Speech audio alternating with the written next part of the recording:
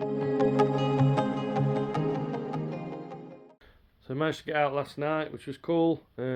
Mike Andrew come give me a hand, did a bit of driving for me, which is sound, so cheers for that. And managed to get out and get VTEC working, which is cool. So I had a bit of an issue with VTEC not working with the link.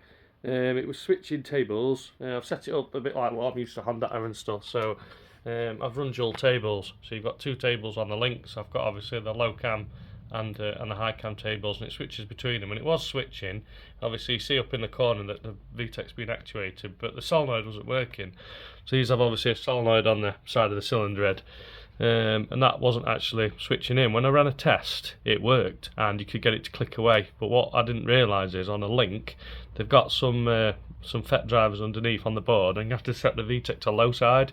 I believe that puts an earth to that board, and I had it set to positive because normally the solenoid is earthed and it gets a positive supply from factory, so it was a bit misleading that, and it didn't really explain it very well. But anyway, top and bottom of it, thanks for a couple of guys on forum, set it to low side, VTEC was working, which was great. And when it switched over tables, it was actually taking some fuel. Before that, it wasn't taking any fuel, so you could see that volumetrically the engine wasn't any more efficient, so it just cammed out essentially.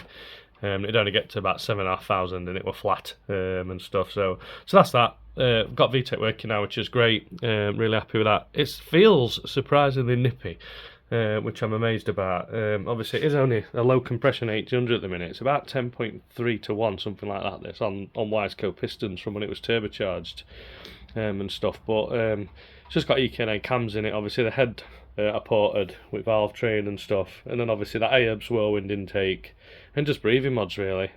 But yeah, even with quite tall gearing, it's still on a 4.2 final drive at the minute. It's on a slightly closer ratio gear kit from an old SIR CRX, but even with factory racers in, it's not bad. It's too tall, so I'll get that sorted later on. But yeah, me and Mike were both really surprised actually how well it went. So yeah. Pretty happy with Link. It's a lot harder for me to tune than on data because it's not vehicle specific, it's generic, so finding things is half my problem where the buttons are, but getting quite pleased with it now. Not got the timing fully dialed in yet, I'll need a dyno for that, but got that pretty happy with that now. I've only got like 28.5 degrees roughly on the high cam side and stuff, a little bit more up top, but yeah. VTEC's coming at 5, but pretty happy with it overall. Seems to be working really well. Fueling wise, pretty good. Tuned it to a 13 dead last night, wide open throttle. So obviously tuned it with the wideband off, so open loop first. Got it on cruise, sort of 14s everywhere pretty much.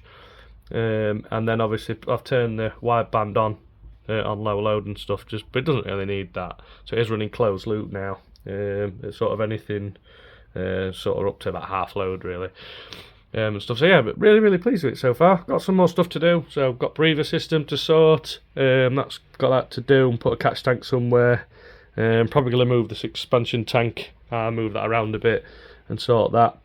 There's quite a bit still to do, redo some piping and stuff, so still trying to tidy everything up really, and get everything sorted before I made too many changes. But yeah, overall overall going really well, they're happy with it, so really happy with Link, enjoying it. It's quite cool when you're mapping it, sort of traces and leaves a nice line of where you've been running through, which Honda I didn't do, so I don't have to data log quite as much. I can pretty much tune on the fly with it, which I'm really happy with. Yeah, buzzing really, so absolutely buzzing. Still pretty happy in here, everything's really nice. I do like on this actually what I haven't got, the Omni Power Rev Counter, they're quite nice, so you can shift light them, and very accurate stepper motor and that, and obviously you've got a lot more scope for RPM. Revving this to 9 at the minute, a true 9, not the usual Honda Rev Counter 9, they overread quite a bit, but this is a true 9, so really happy with that and stuff. So yeah, I'm loving it at the minute, it's going alright. So that's it, just a quick one really. Like I say, I've still got the exhaust to do and stuff. I've got the Skunk 2 Ultra Street inlet to go on, so there's that to sort, so I'm going to get that done. And then as I said earlier, there's still the exhaust to sort. Apologies for those that are interested in that. I had a few issues with weather and other things. Got hammered with salt last night, which I'm not particularly pleased about, so I keep having to try and dodge the weather and all that with this time of year. But yeah, 2-3 more weeks and I'll have a bit more for you, and then I'll try and get it on dyno as well, so we can look at some base figures on this before we go 2 litre and stuff. So estimations probably about 195, maybe 200 at the moment. I think it feels like from bum dyno. So yeah, we'll see. We'll see later on. Not too sure, but yeah, it goes all right. Okay, thanks a lot.